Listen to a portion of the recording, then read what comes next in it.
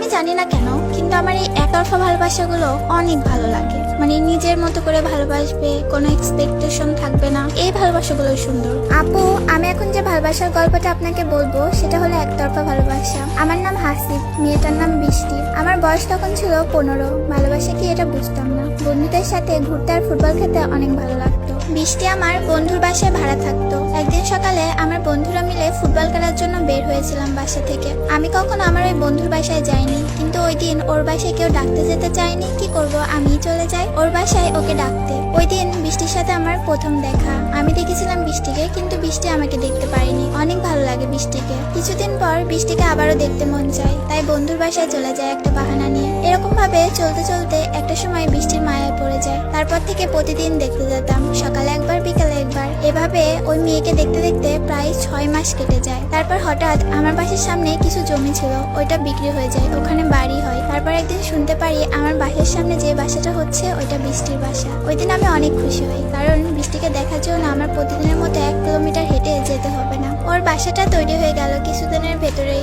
বৃষ্টিও চলে আসে এই বাসায়। তখন থেকে সবসময় দেখা হতো। বৃষ্টি প্রতিদিন সকাল 6টায় প্রাইভেট পড়তে যেত, তাই আমিও প্রতিদিন সকাল 5:30-এ উঠে ফ্রেশ হয়ে দাঁড়িয়ে থাকতাম ওকে দেখার জন্য। বৃষ্টিকে একদিন না দেখে থাকতে পারতাম না। তারপর এভাবে আরো 1 বছর চলে যায়। দেখতে দেখতে ভালোবাসা দিবস চলে আসে। আমার বন্ধুদের অনেক জোরাজোরিতে আমি আবার প্রপোজটা করেই দিই। প্রপোজ করার পর থেকে আমার জীবনের সবথেকে সুন্দর মুহূর্তগুলো আমি হারিয়ে ফেলি। বৃষ্টিকে প্রপোজ করার পরে বৃষ্টি আমাকে অনেক অপমান করে, তবুও হাল ছাড়িনি। আমি অনেক বোঝানোর চেষ্টা করি, কিন্তু তবুও অপমান হতাম প্রতিদিন। এরকম ভাবে চলতে চলতে একদিন হঠাৎ করেই আমার আম্মু মারা যায়। আমার পরিবারের অবস্থা অনেকটা খারাপ হয়ে যায়, তবুও বৃষ্টিকে কখনো ভুলতে চাইনি। একদিন আবারও অপমানিত হওয়ার জন্য তাকে প্রপোজ করতে চলে যায়।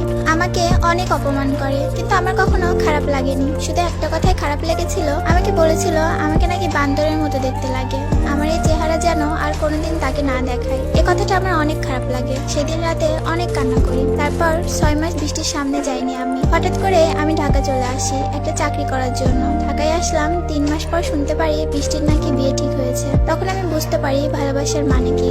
অনেক ভেবে দেখলাম আমি আসলে মেয়েটাকে অনেক ভালোবাসি। ওর বিয়ের কথা শুনে আমি ওর নাম্বারে একটা মেসেজ দিয়ে রাখি। বৃষ্টি আমার মেসেজ পেয়ে আমাকে ফোন দেয়। সেদিন ছিল ঈদের দিন। ঈদের দিন সকাল। আমি ফোন রিসিভ করার সাথে সাথে বৃষ্টি আমাকে বলে বৃষ্টি নাকি আমাকে অনেক ভালোবাসে, কিন্তু কখনো বলতে পারেনি, কারণ ওর পরিবার মেনে নেবে না। তারপর আমাকে বলে ওর বিয়ে ঠিক হয়ে গেছে, বিয়ের আগে আমার সাথে পালিয়ে আসতে। আমিও কোনো কিছু না ভেবে রাজি হয়ে যাই। সেদিন আমি বৃষ্টির মুখে ভালোবাসি কথা শুনে সারাদিন অনেক খুশি ছিলাম, কারণ ভেবেছিলাম আমি এতদিন বৃষ্টিকে নিয়ে যত স্বপ্ন দেখেছি সব স্বপ্ন হয়তো পূরণ হবে এখন। আমি ঈদের দিন বিকালে বৃষ্টিকে ফোন দিই। ফোন দিয়ে বলি কখন পালাবি বল আমার সাথে। কিন্তু বৃষ্টি আমাকে হঠাৎ করে বলে আমি কেন তোর সাথে পালাবো। আমি বললাম তুই তো সকালে ফোন দিয়ে বললি আমাকে তুই ভালোবাসিস, আমাকে ছাড়া বাঁচবি না, আমার সাথে পালাবি। বৃষ্টি আমাকে যেটা বললো সেটা শোনার পর আমি মোটেও প্রস্তুত ছিলাম না। বৃষ্টি আমাকে তখন বলে উঠলো আমি তোকে ভালোবাসি না, কখনোই আমি তোকে ভালোবাসিনি। আমি সকালে তোর সাথে মজা করেছি। সত্যি বলছি আপু, ওই সময়টা অনেক ভেঙে পড়ি আমি। সেদিন অনেক কষ্ট পেয়েছিলাম, তাই আত্মহত্যা করতেও গিয়েছিলাম, কিন্তু পারিনি। তারপর অনেকদিন ধরে কান্না করি। 1 মাস পর শুনতে পারি ওর বিয়ে হয়ে গেছে। এটা শুনে আমি জ্ঞান হারিয়ে ফেলি। তারপর আর কিছু জানি না কি হয়েছে। আমার জ্ঞান ফিরে আসে 2 দিন পর। জ্ঞান ফিরে পাওয়ার পর থেকে আমি অনেক খারাপ হয়ে যাই। আমি নিজের চেহারাই নিজেই নষ্ট করে ফেলি। আর দিনের পর দিন ওর জন্য অপেক্ষা করতে থাকি, যদি কখনো ফিরে আসে অথবা যদি কখনো আমাকে একটা ফোন দেয়। এখনো অনেক ভালোবাসি। 5 বছর ধরে একতরফায় ভালোবাসি। জানি না আমার এই অপেক্ষা শেষ হবে